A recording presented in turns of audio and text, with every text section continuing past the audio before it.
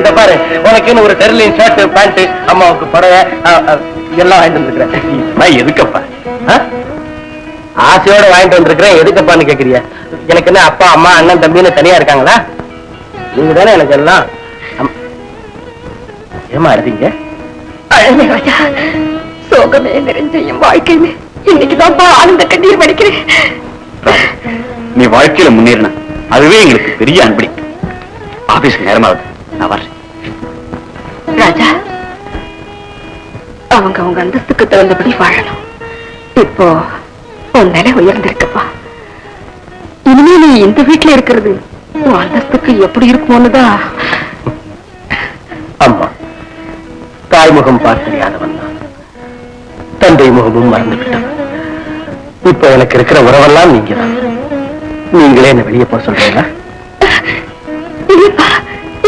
நான் அப்படி சொல்லல ராஜா.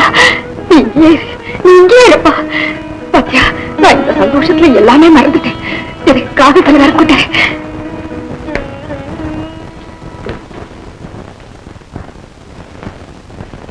திருவல்லிக்கேணி கம்பரே, உமது வெற்றியை குறித்து எமக்கு மிக்க மகிழ்ச்சி.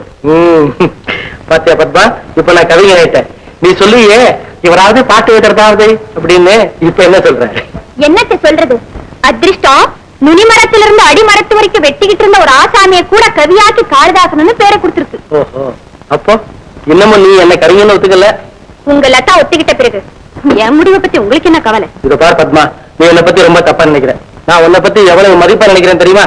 இத பார், உனக்காக நான் எவ்வளவு கடை ஏறி இறங்கி ஸ்பெஷலா இந்த மணிமேகலை பார்டர் படவே செலக்ட் பண்ணி வாங்கிட்டு வந்திருக்கிறேன்.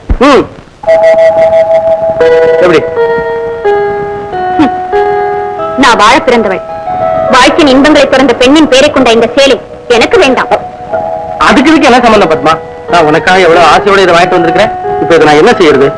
உங்க லதாவை கொடுங்களே. பாத்தியா பத்மா? பத்மா, நீ எப்ப வந்த? இப்பதான்.